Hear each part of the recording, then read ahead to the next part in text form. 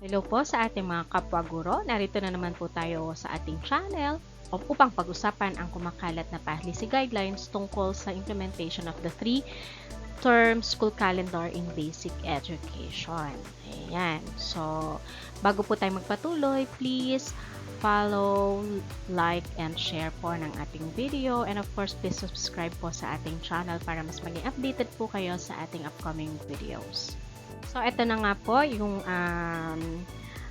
kumakalat sa ating mga iba't ibang platforms regarding the policy guidelines on the implementation of the three-term school calendar in basic education. So, ito pong ipipresent ko sa inyo ay ang policy briefer po kung paano mangyayari yung three-term school calendar in basic education po natin for this school year.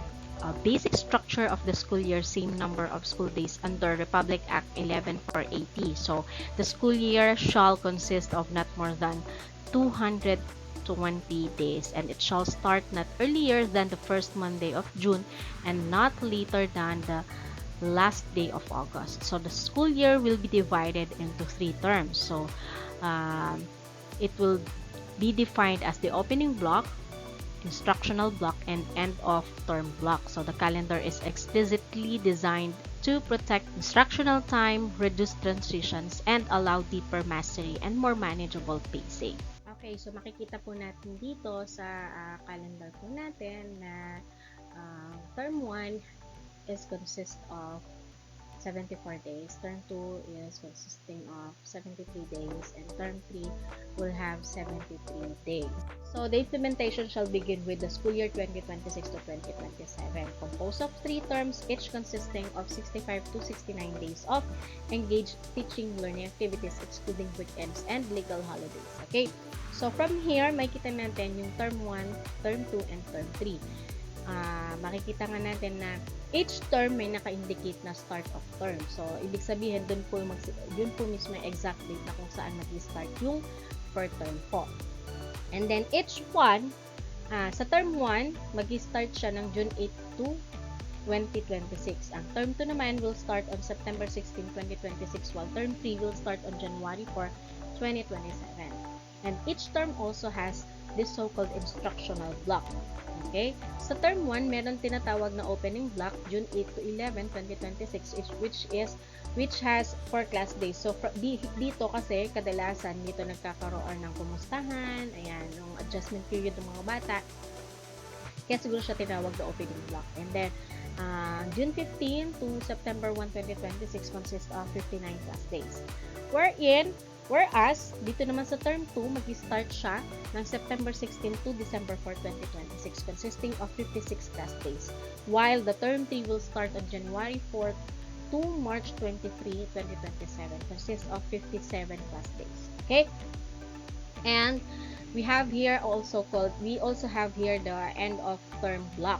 So, end of term block ng term 1 will be September 2 to 15, 2026, which is 10 class days. Okay, while on term 2, December 7 to 18, 2026, which has 9 class days, and on term 3, March 24 to April 8, 2027, which has 10 class days.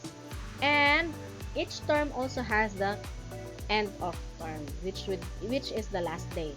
So, ang last day ng term 1 is September 15, 2026, and then last day ng term 2 is December 18, 2026.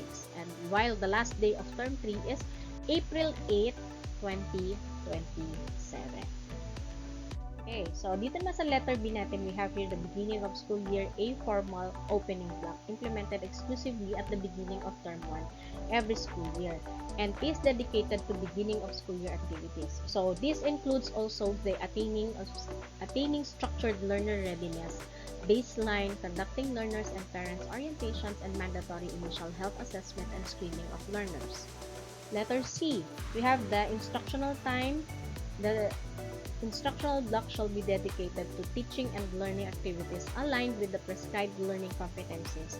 The instructional block shall be structured and protected such that implementation in all schools ensures the effective delivery of curriculum standards and maximization of uninterrupted instructional time and continuous assessment. The letter D, end of term block, na nakita natin kanina dun sa summary. So end of term block, each term shall end with a 2-week end of term block, serving as the protected window for co-curricular report distribution, inset aral scheduling, and wellness breaks. This block shall be scheduled to ensure that all necessary activities are conducted within the term without disrupting the instructional block.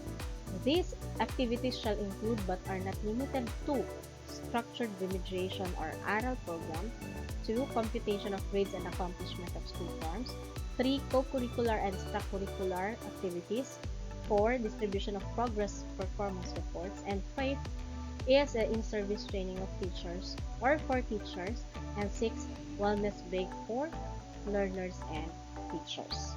Okay, so as we can see here, dito, ang sabi, sa first term, all schools and division level activities to be scheduled and implemented during this enrichment block between term 1 and 2. Okay, while on the term 2, 10 days is allotted for the regional level activities to be conducted during the enrichment block between terms 2 and 3. While the 6 days national level activities to be conducted at the end of term 3 and during the end of school year break. So it also states here that schools may develop and implement their own schedules provided that the minimum number of required hours for the ARAL program and the prescribed number of days for co-curricular and extracurricular activities, wellness break, and other authorized school programs are fully met. Remediation and ARAL. So the T-term school calendar embeds remediation and ARAL inside the instructional and end-of-term blocks. Within the instructional block, a structured remediation shall be scheduled to ensure that all learners achieve and the minimum required learning competencies. For the letter F naman, this is the teacher wellness. So that the calendar creates protected wellness breaks and explicitly says teachers should not be assigned instructional, administrative, or extracurricular duties during those breaks, except in emergencies. So last part is the letter G for the parent interface progress performance reports are now distributed by term during parent-teachers conferences scheduled in the end of term block. So thank you for watching this video. Please don't forget to like, share, and follow my page. And of course, please subscribe to our YouTube channel so that you'll get notified for our upcoming videos. So please leave a comment down below kung meron man kayong katanungan at pipilitin po natin masagot ang bawat katanungan po ninyo. Maraming salamat and God bless.